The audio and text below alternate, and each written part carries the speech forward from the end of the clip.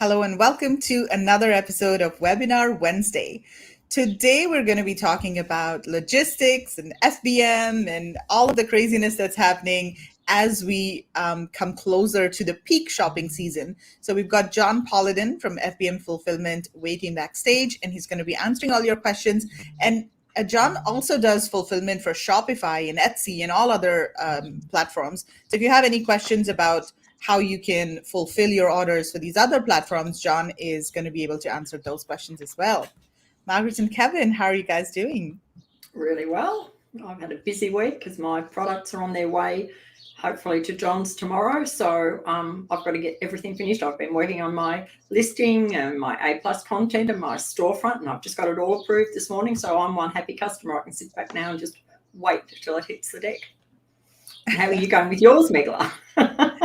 I am not doing too well, as we were discussing yesterday. I still have to finish all of my A+ content and get things, but my products are on the way to FBA now. So hopefully they'll be checked in a couple of days. So yeah excited for that. Yeah. That'll be great. Well, Megla, I'm sure Marg will give you a hand. You've just got to show it out. You know that. Thank you so much. And she's got she's got a good VA that works with her too. Does she pay the VA at all? Okay, so before we invite John on, there are a couple of things that we wanted to talk about. First of all, seller poll. If you guys have not voted for us already, we really request you to vote for us. We are actually in the top 5 in a few different categories. I don't remember exactly, but I think we're in the top 6 or 7 for some as well. But there are a couple of categories that we are that you can vote for us in. So first of all is Facebook group, so sourcing from India Facebook group. Then we've got event, which is Virtual India Sourcing Show, and I think we're at number 2 or number 3 now for events. So that's super exciting. That's good. Wow. And then we've got contribution, so industry contribution. There's my name up there. You can also add Marg's name there. You can also add Marg's name to consultant. You can. If her name is not already there, if a company or person is not already listed, you can add your own recommendation as well. So consultant, add Marg over there. And what else? We've got podcast. The Asian Seller Podcast is at number 2 or number 3. It's like, wow, I haven't been very regular with that, but it's still there. So that's super exciting. Awesome. And then what else have we got? Kev, do you remember the other categories? Well, no, I don't actually. I sort of. I think these are the categories that we are in. I think they're the main ones. Yeah, but I'd just like to see you sort of in that, that space that you're in, Megla. There's no one that sort of does as much contribution as you. Not just in this department, but in a lot of other things that you do as well. And with sort of global sources, etc.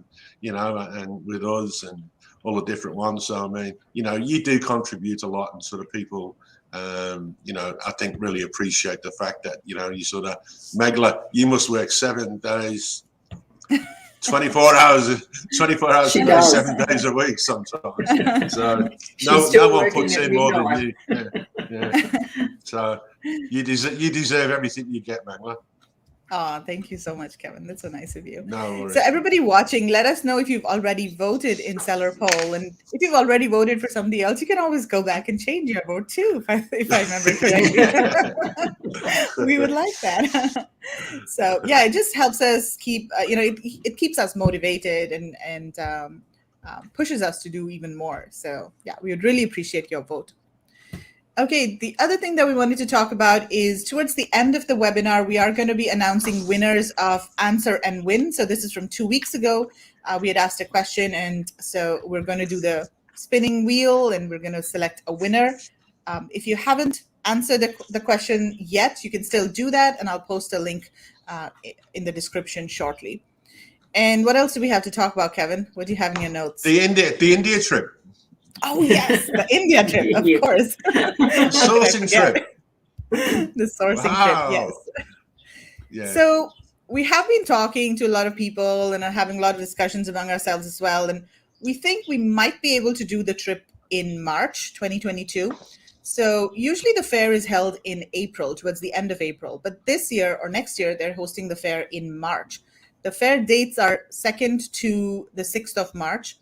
And we think we might be able to travel. We're not sure yet. The trip is not confirmed yet, but we're just putting feelers out there to get a sense of whether or not people feel comfortable traveling. Are there flights available from their countries? And, are they vaccinated? So there are a lot of different rules, and traveling is not going to be as smooth as it used to be pre-COVID. There are going to be bumps along the way. You'll have to fill in a lot of forms. You'll have to get tested multiple times. There's always a risk that you'll have to quarantine in case you test positive. So you have to sort of weigh all the pros and cons. But India is open. I mean, Steve Simonson is there right now on a sourcing trip.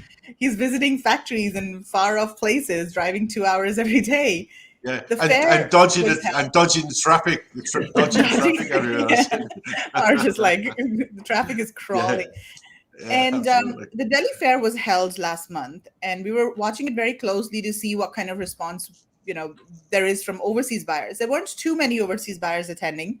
There were maybe around a few hundred. Usually there are tens of thousands, so I think it was like less than 5% of people attended, but they were still there, and they sort of had a good experience. We haven't heard anybody having, like testing positive and having to quarantine in India or anything like that. But of course, we don't know all of those stories. But the feedback that we are getting from the fair organizers and from the teams that we had on the ground at the fair is all positive as of now. So that's how we think we may be able to go ahead with the trip. We've in fact got a form in the Facebook group. So if you can go in the Facebook group, look at the pinned posts at the top or the featured post right at the top, and you'll see a post with a Google form. So we just want to understand if you are willing to go, or if you're thinking about going in April, or if you would prefer to go in October. And depending on that, we'll decide in the next couple of weeks whether or not we want to go ahead with the trip.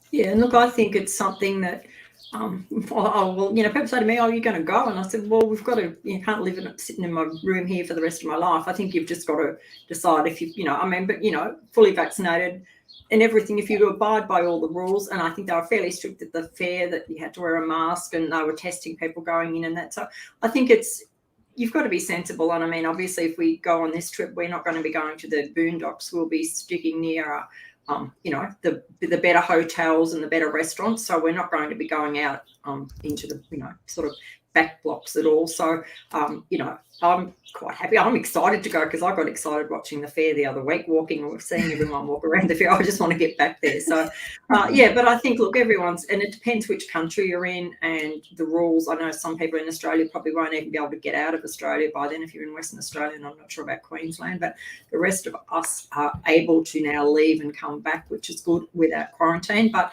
and America's obviously the same, and I think UK, but I don't know, the rest of the world, everyone's got to look at their own country, their own rules, and, do a bit of investigation themselves on where they live, because we can't, know what's the rules in every country for people. And for me personally, I think I might be able to get my booster before the event. Yeah, we both can. Yeah. We'll both be able to get a booster, yeah. So that'll be,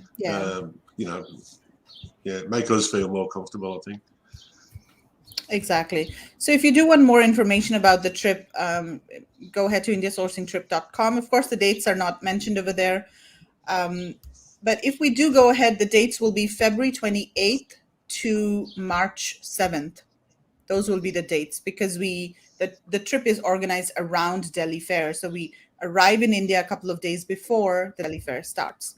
So February 28th, you'll have to arrive in Delhi. So you'll probably have to leave a day earlier, depending on where you're coming from. And then March 7th is the departure date.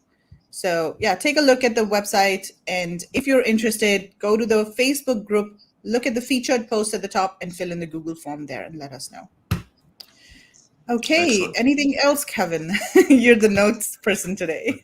No, I think you've sort of covered everything there, Megla. I think the trip, Seller Poll, and the winner to be announced. So let's call on John. Let's get started. Let's call on John. Hi, John. How are you doing? Hello, everybody. Hi, John. Good to see you again. G'day, John. Good to see you. Cheers. Looking well. John, wow.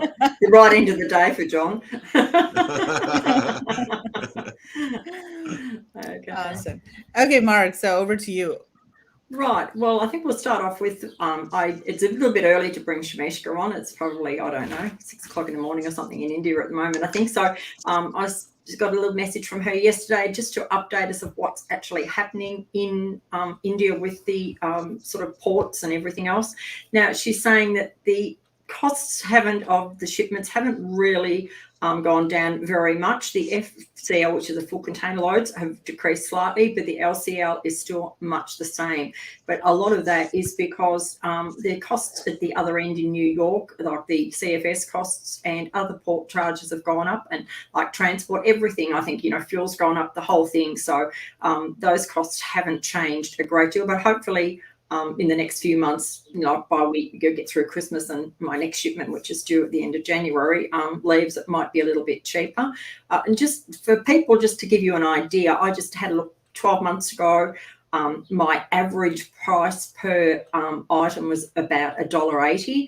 It's now $3.60. So it's exactly doubled on my shipping costs in that 12 months period. So, but I mean, look, it can vary because I've got all different sized products in those, so it mightn't be exactly that, but that gives you an idea. So my costs have actually doubled in 12 months, went up about, I think halfway through the year it started to creep, and then it's just gone to this last shipment's been the highest I've ever had. But good news is at the port for Shamishka, they were down to 60%. So what they have to book space on ships, and they were only being allowed 60% of what they were booking on the dates they wanted. The rest they were being sort of put further afield. It's now to 85%, which is good. So there's not such a backlog at the port, which is one really good thing, because that means people that have got stuff are ready to leave now shouldn't have any delays. I know some people have been waiting a couple of weeks in the last month or so to get their goods onto to the ship at the time. So that's really good. And I think at the other end, there is a bit of congestion at New York Port. Both Megla and I our goods went on the same ship together, funnily enough, and from different suppliers, but they just happened to sail together. And we had a delay. I had the longest delay I've ever had at New York. I think our ship was there for over a week before the goods went off to the CFS station, and then it was there for about another week before it was released to go to the 3PLs. So we've probably lost about 2.5 weeks, I'd say, compared to normal. But look, it's just everything. I think there's transport problems, there's staffing problems, there's just the whole thing at New York at the moment. So, and mine's actually going on the Bond Rail. I'm going down to John's at Jacksonville. So mine's on the train. Megla's is on its way to the 3PL or to Amazon from the 3PL, luckily. And mine's heading down to John's on the rail. It should be there tomorrow or the next day. So, it's just a little bit slower than normal. But I think, compared to going into the other side, which we'll get John to talk about in a moment, we're better off than going into California, because I think there's people are going to be waiting for months over there with things floating around. So that's probably the update. Have you got anything else to add on that, Megla? No, I think, that's about it. You covered everything. So we didn't have too much of a delay in India as such, like coming out of Mumbai port. It was pretty normal.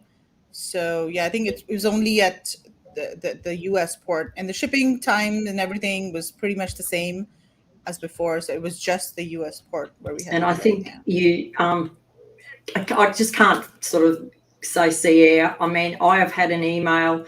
It's been it left the port, and we got a few updates when it was at sea. And the minute it arrived, like nearly every night at midnight, I get something from, there's a guy called Kevin who's looking after my shipment. And I think, poor guy, he has to email how many people? No, not that one. It's a constant update. It's still at the station. It's still at the port. It's on its way. I got another, so look, they are amazing. You never have to think, where is my shipment? Like, I mean, I remember when we were going out of China, I mean, I wouldn't even known it'd be, in some warehouse in America, and I wouldn't have even heard it had left the port. So I find that their communication is just fantastic, second to none. And they even tell you if there are delays, right? I mean, not only when the product has reached a certain place, but, oh, sorry, there's a delay. So it's amazing. Yeah, no, it has. It's been amazing. So that.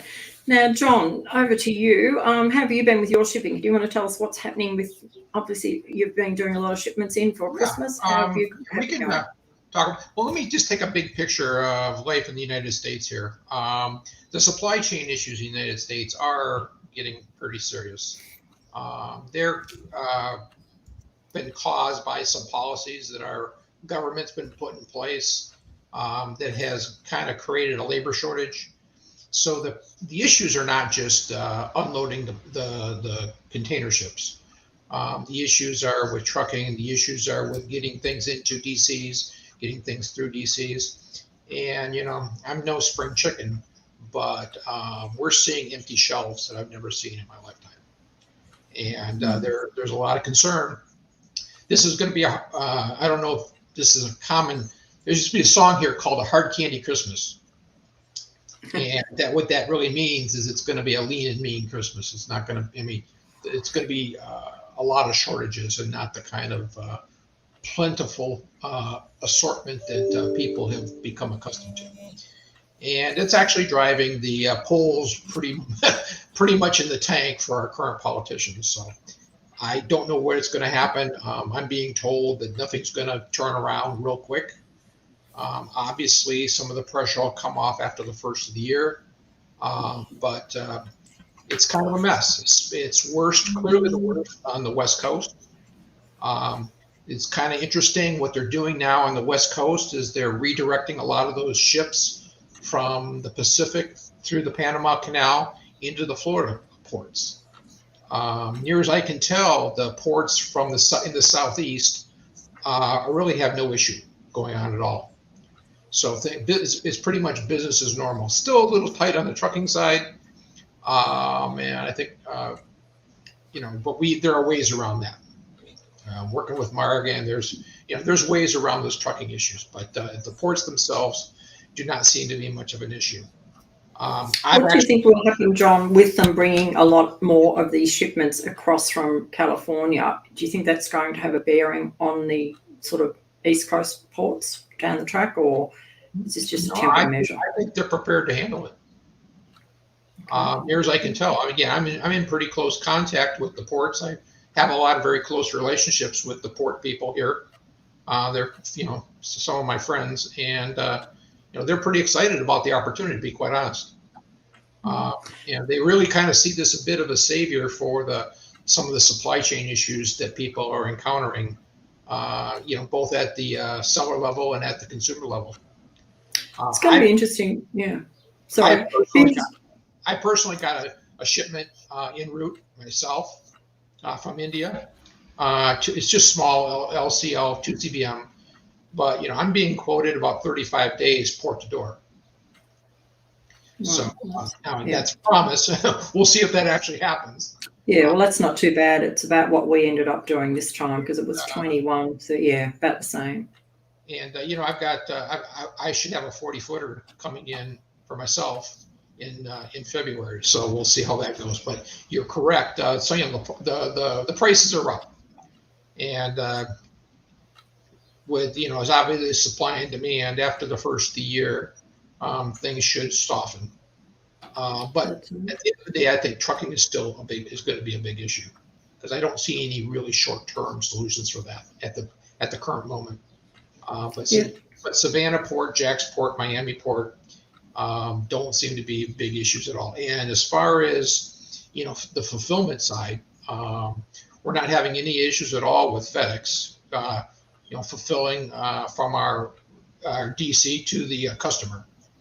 So we're not having big issues at all. FedEx jacked up the price a little bit, but things are getting there on time and we're not getting a lot of squawking from customers, being disappointed or any kind of an Amazon complaints around performance. So that's all pretty good. That's good. What do you think is going to happen if people had shipments going into, say, I don't know, ABA 8 over at California and their ships diverted to New York or Miami or something? Who's going to cop the bill for that? I have no idea. I'm just thinking, my God, if you've got, like a, 30 or, so cubic feet of stuff and it's got to be trucked or trained from one side of America to the other, it's going to add to your already high shipping bill.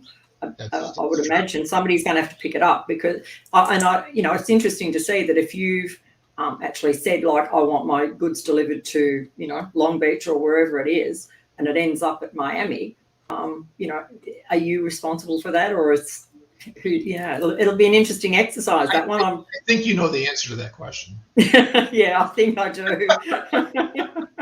All I can say is I'm glad I'm going straight to the East Coast. And Yeah, to be honest, I think sourcing from India is clearly an advantage in this environment. Definitely, yeah. Truly. I would really. I mean, I've talked about in previous groups. I did many years in China and sourcing from China, and I moved out of China 3 years ago into India, and I'm really glad I'm not in China right now. Yeah, no, I think it's pretty tough. Yeah.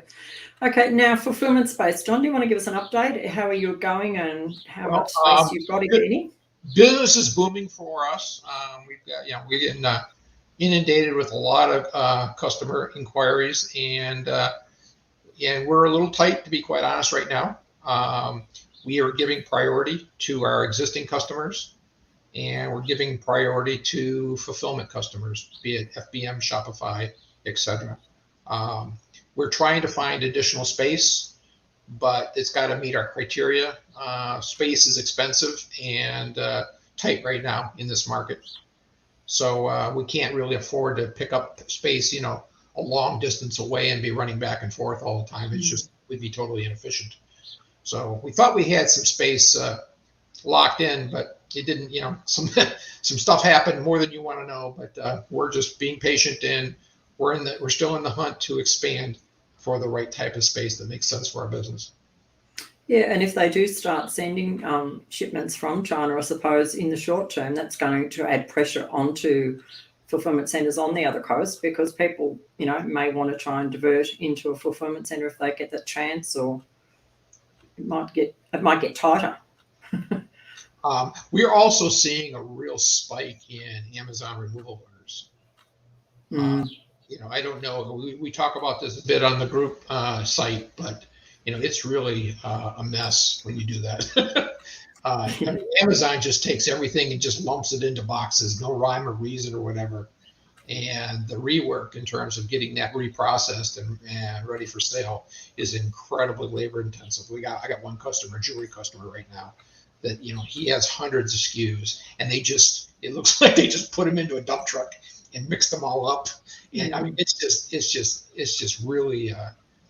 But we're just seeing a lot of removal orders right now, which is.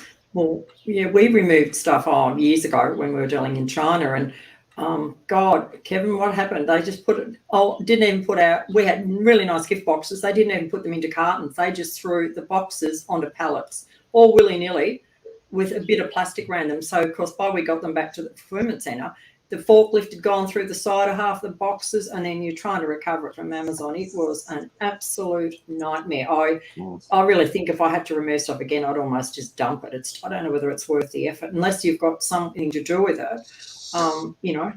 What happens to it when you get it back to John's? What are you going to do with it? Store it there for 12 months, get him to repack it and try again? Or do you know what I mean? It's not an easy situation, is it, John? You put it on Shopify, you put it on eBay, you put it on Walmart.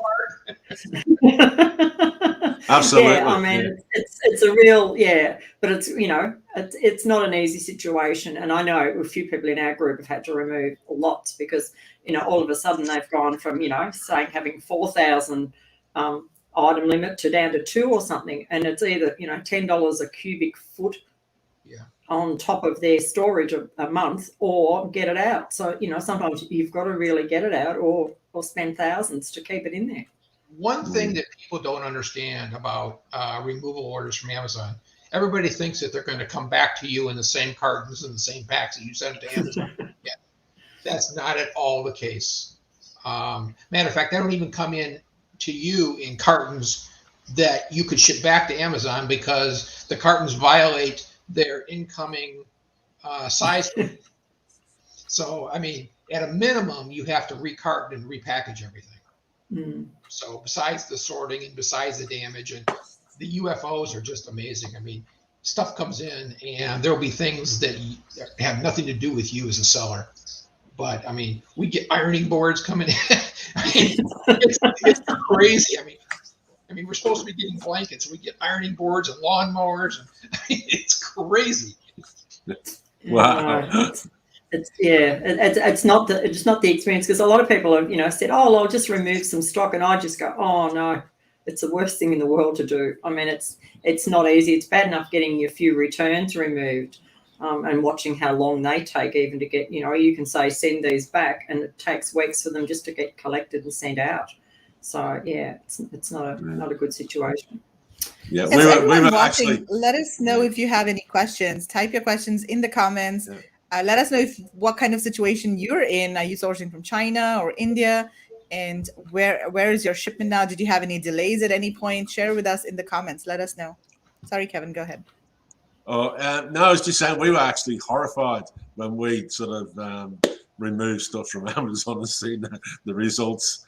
Like months later, we just it cost us a lot of money, didn't it, Margaret? In the end. Oh look, I think if I had my time over again, I don't even know whether I'd pull it out again. In all honesty, it was, and we actually shipped some of it back to Australia, which was mistake number 2, because the shipping from America to Australia is astronomical as well. So that's a definite don't do that as well. So yeah, my learning my first year at Amazon was don't put stock out, or don't put it all in, number 1, don't pull it all out, and and don't ship it back to Australia, because none of it works, to be honest. So it was a big learning curve for us, and absolutely. And that's why I don't put a lot of stock into Amazon like I used to. I'm not a fool anymore. I've learned that they can change the rules in 2 minutes. So so we don't do that. So John, do you want to just tell us how you handle like FBM to start with, maybe, and talk a bit about the Amazon situation and how that all works, how people let you know when they've got an order and the whole process you go through? Okay. Well, we have a technology platform that's pretty advanced, and we are able to integrate with FBM, Magento, Walmart, eBay, Etsy, Shopify, etc. And it's pretty easy to set up. To set up one of those typically takes about 15 minutes. What we do is we get on a Skype phone call with myself and the seller, and we got to go in, and you got to, because of the passwords and things like that. But we just go through the process, and it's pretty straightforward. Our business process, whether it being FBM or whether it be Shopify or any of the other platforms, is identical. Once the thing gets set up, the orders automatically flow to us. We ship the orders per your specifications. It automatically pushes the shipping information right back to either Amazon or Shopify, etc., or any of the others. And our system automatically synchronizes your inventories to our inventories. So the inventory number you see on your Amazon dashboard for your FBM items, or whether your Shopify dashboard, is identical to what we have in our system. So it's really transparent, it's really hands-off, it's really automatic from the seller's perspective. It's really very painless. And the way our system works, any orders we receive by 2 p.m. ship the same day. Now, that's great. Yeah. In our history, we used to, before I had my own 3PL, I used to deal with other 3PLs, and I said I never wanted to get in the 3PL business, even though that's my background, because I wanted to.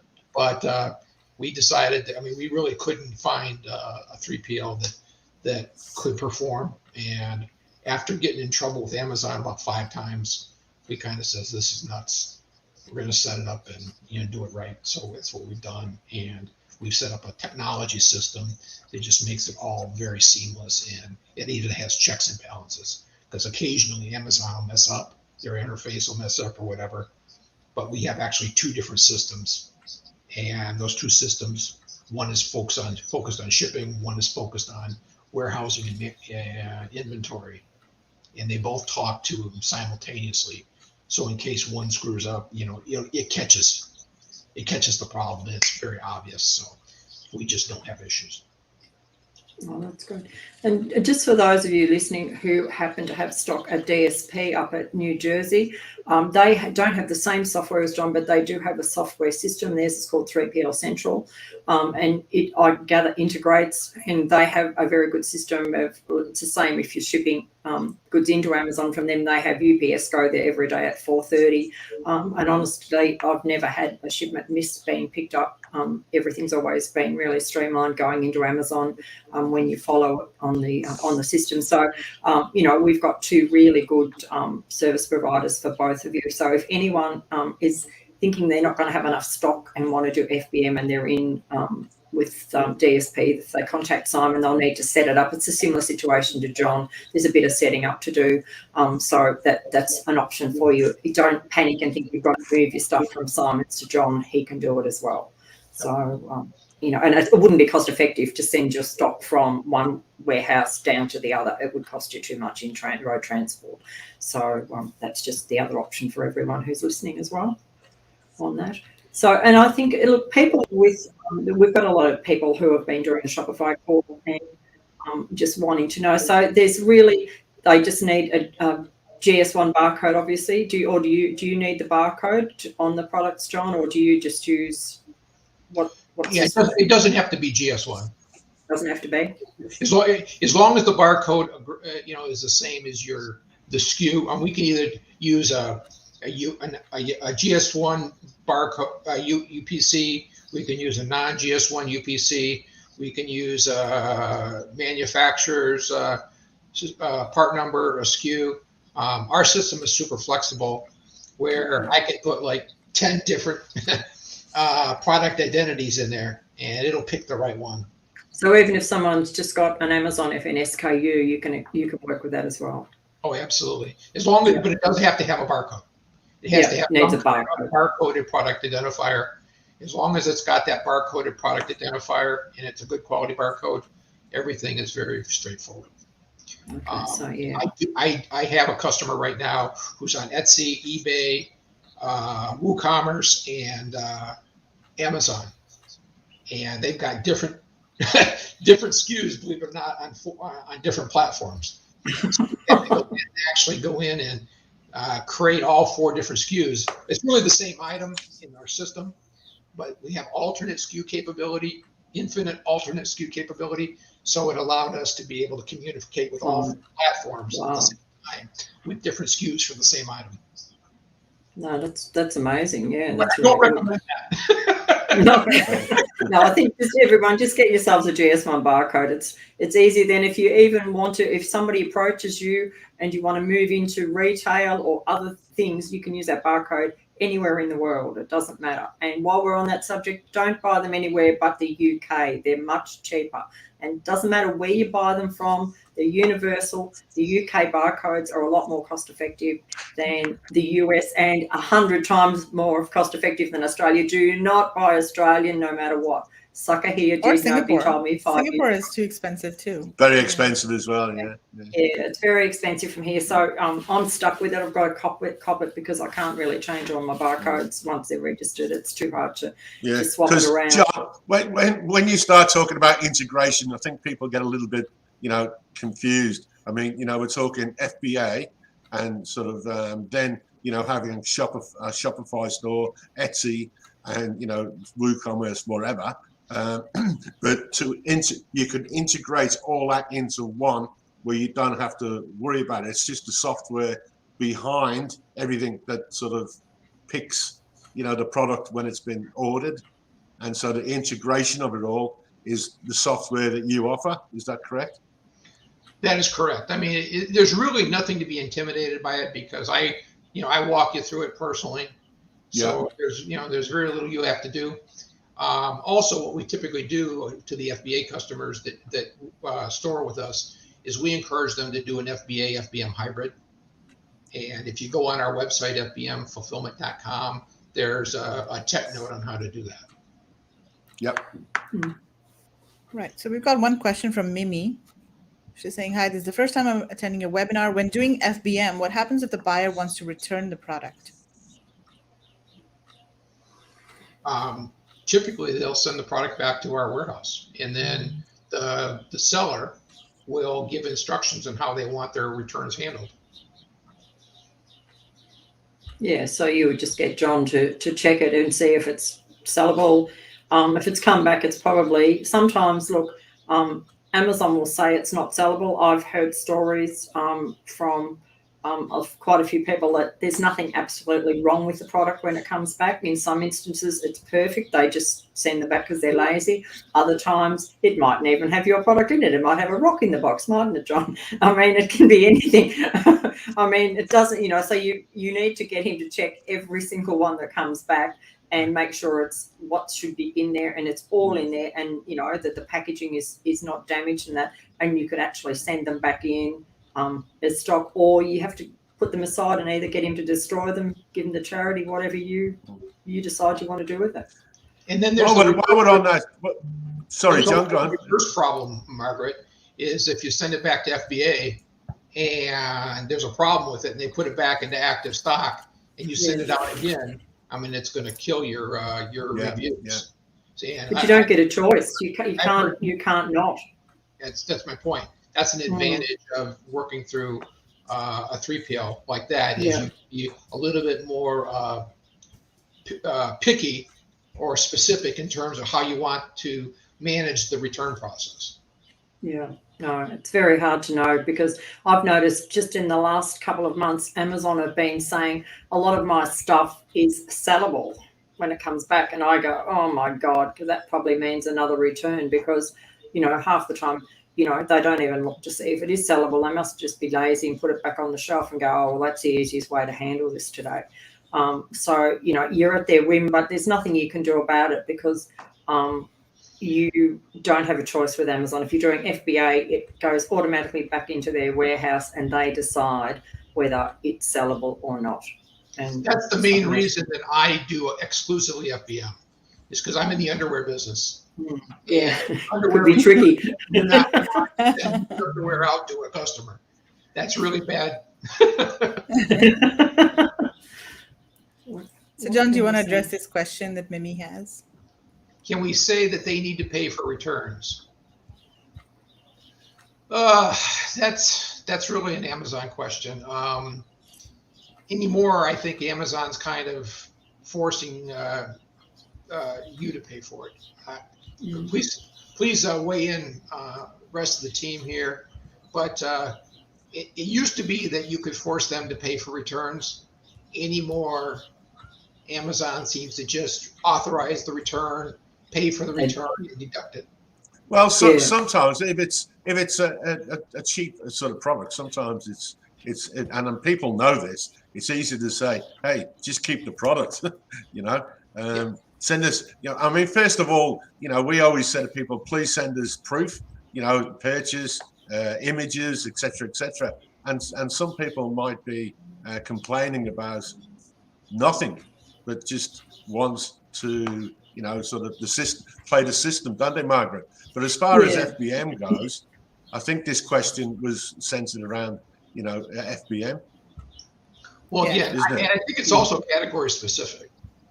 I think categories have different policies, but I can tell you that I end up paying for returns, and not with my blessing or approval. It's just pretty much Amazon says you're going to do it. But I'm in the apparel category. I can't really speak to every category. Yeah, no, and I think they have changed the rules recently that they automatically authorize the returns without even going. I've read quite a bit in the seller forums. Look, it's just a cost of doing business. It's just, when things, you're in business here and you're not going to get 100% of every piece of product. You're either going to have, if you're new to this and you don't know it, if you're not sitting down, the average return rate on Amazon is about 8% on a good day. Ask people on apparel, it's up to 40%. So, and look, people know the ropes. They know if they tick, this particular box, it's a free return. If they tick a different box, they'll have to pay. So they'll usually say it's defective or something, so they don't ever have to pay. And they get their refund. So you're at the whim of the customer, but it's a cost of doing business. You've got to factor that into your pricing when you do it. You've really got to factor in about an extra 10% for these situations. And that's one of the other advantages of being on like Shopify. Our Amazon returns are double what our other returns on our other platforms are. Yeah. So how do returns for Shopify and other platforms work, John?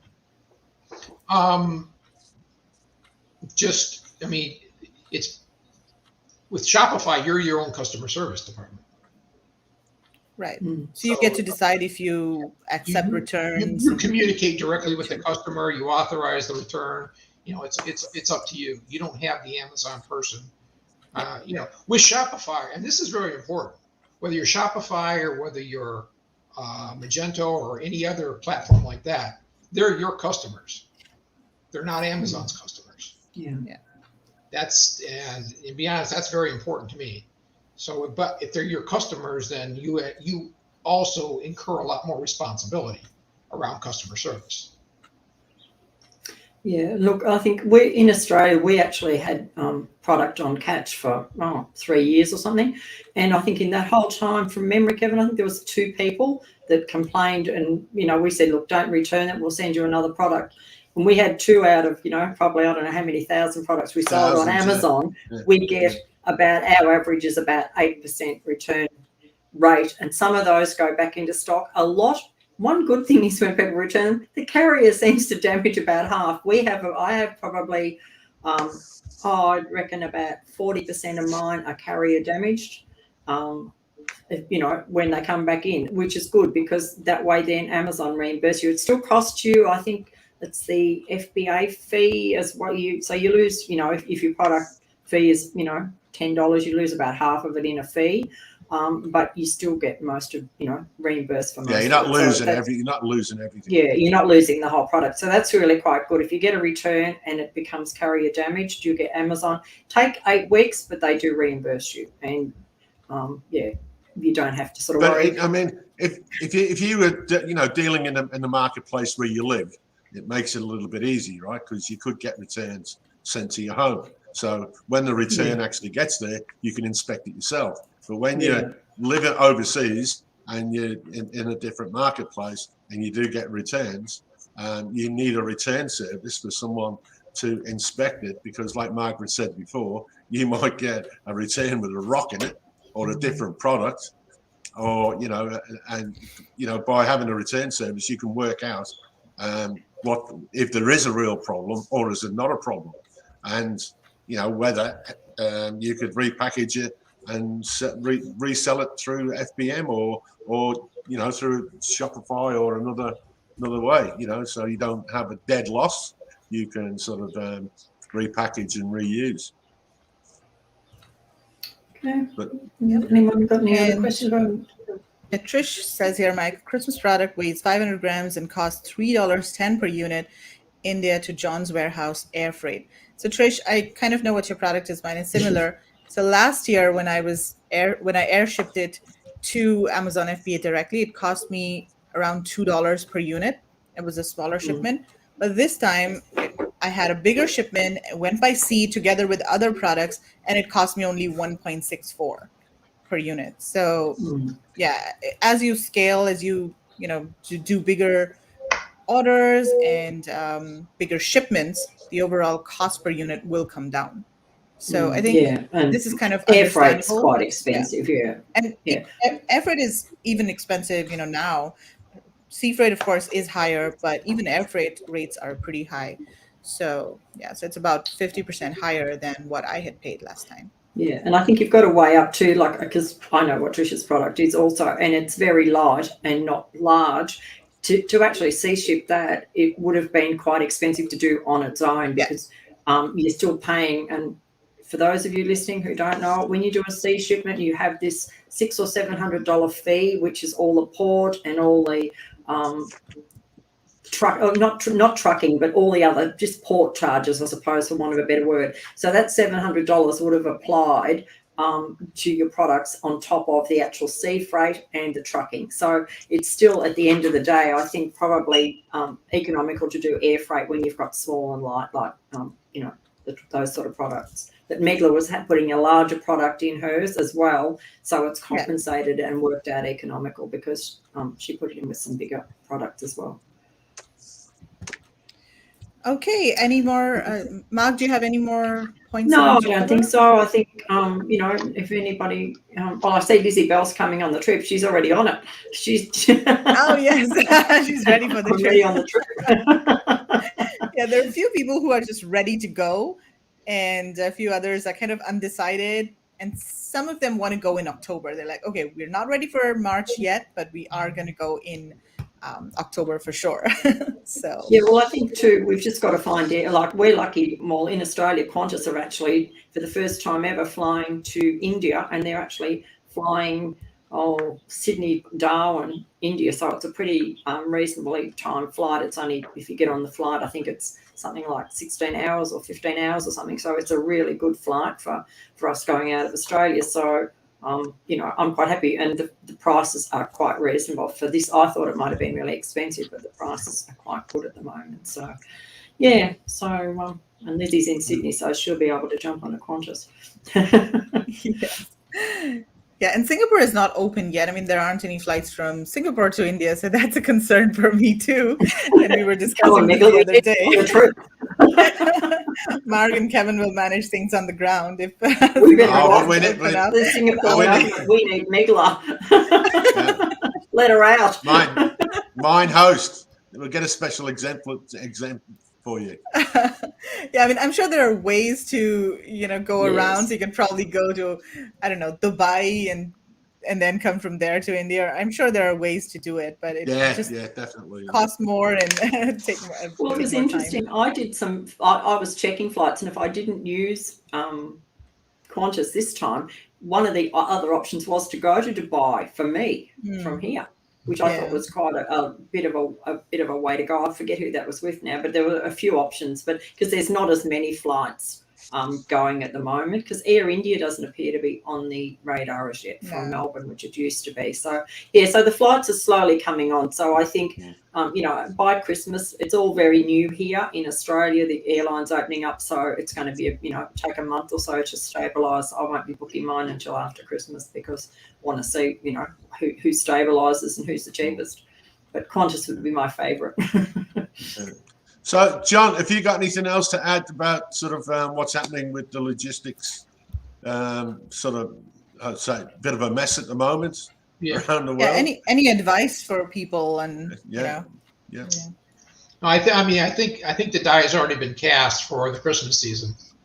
I think it is what it is, and if you don't have product in en route, it's not going to make it. I think it's unfortunately, the best laid plans may not come true in terms of things getting stuck on the way. We really haven't talked about it, but there's still backlogs in terms of FBM, FBA check-in, and it seems to be more acute at some warehouses than the others. So I just think there's going to be a lot of patience required for the season, and you can't get too upset about things you can't control. No, I think it's go with the flow this year. But look, touch wood, and I'll touch my head as well because that's made of wood.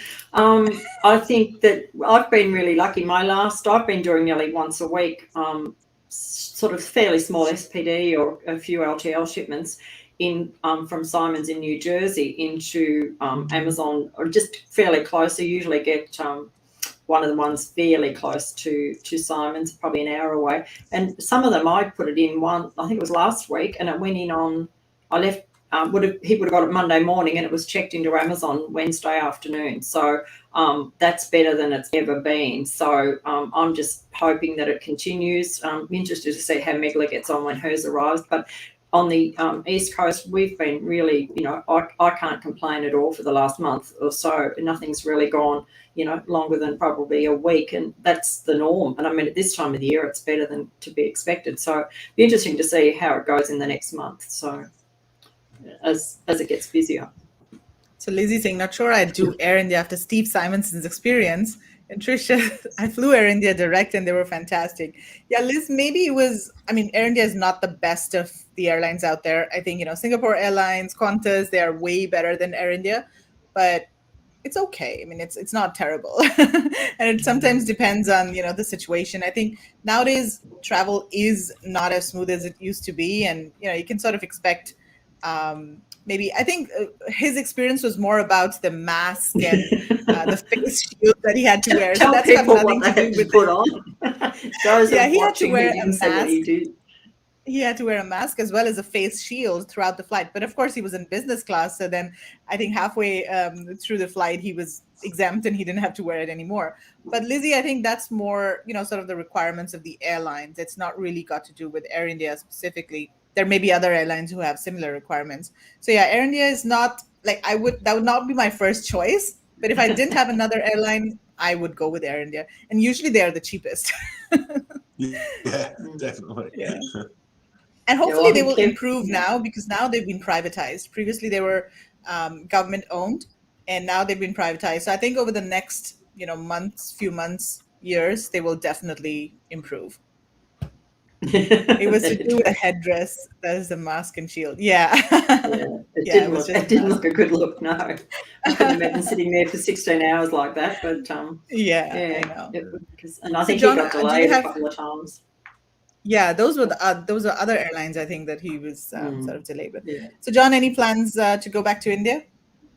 Talking about it, probably about that same time. So I'm actually thinking about joining you guys. We'll have to see how things work out. Yay! Oh, that'd be Excellent. That's Yeah, great. that'd be awesome. good. Yeah, that'd be great. Yeah, that'd be great. Yeah, no, so Yeah, I'm sure no. people will be able to learn a lot from your experience, because you've been sourcing from India for how many years now? 5 years?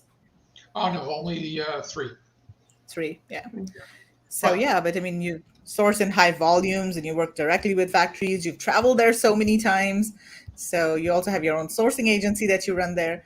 So yeah, I'm sure people will be able to learn a lot from your well, actually, experience. John, you travelled to India during the COVID yeah, sort of peak of the I COVID, Yeah. didn't you? a couple months ago, just before they got That's right. Yeah. before the Delta virus hit them hard. Yeah. I kind of got in between the Alpha and the Delta. But yeah, it was when I was there. You pretty much the plane was almost empty. So the good news is you had lots of elbow room. Also, the hotels were empty, so the prices were very, very good, and not all the bars were open, not all the restaurants were open, but you had plenty of service because people were just anxious to see you. Oh, that's good. Yeah. So, and you'll fly down because your factory's down the bottom, isn't it? Yeah, but I usually come into Mumbai. All right. I'll normally fly from here to Mumbai, spend the night, and then jump a local flight down into southern India. Yeah. I just find that's a little bit better for my body. Yeah. Right. The only thing I found objectionable was wearing a mask for that long a time, because I think I actually ended up getting a sinus infection just because you're breathing into your, exhaling into your nose and all that. I had kind of a bit of a sinus infection when I got there, but it was minor. So do you fly do you go via London, or what flight route do you take from? Paris was the last one. I went through Paris. All right. Yeah. Yeah, no, it's interesting because, when you sort of see everyone going into London, you think it seems a long way around. Probably not. We always go over the Atlantic every time I've been.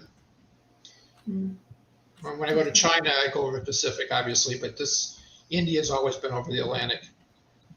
There used to be, before COVID, I used to be able to get a direct from New York to Mumbai. All right. It's really nice.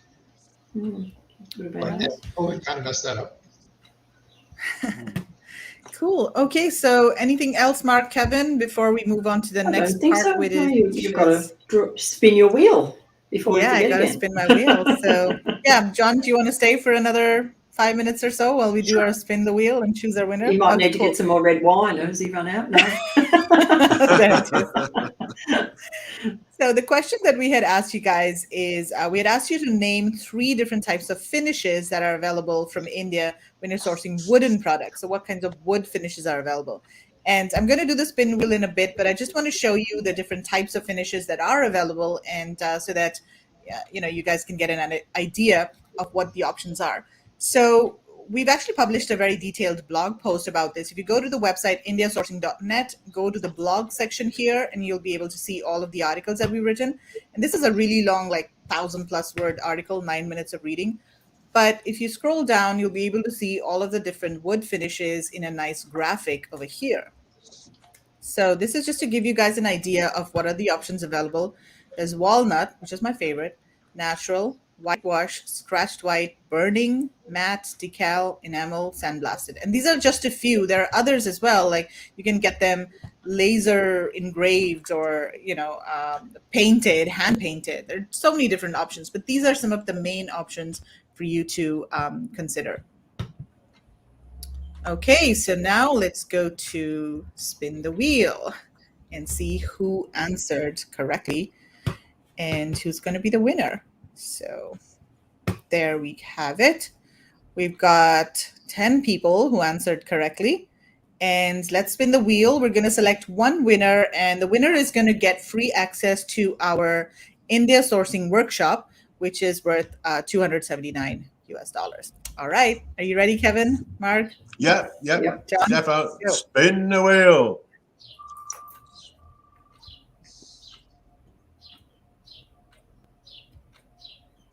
And Pooja. looks like it's Pooja Karwal. Congratulations, Well Pooja. done.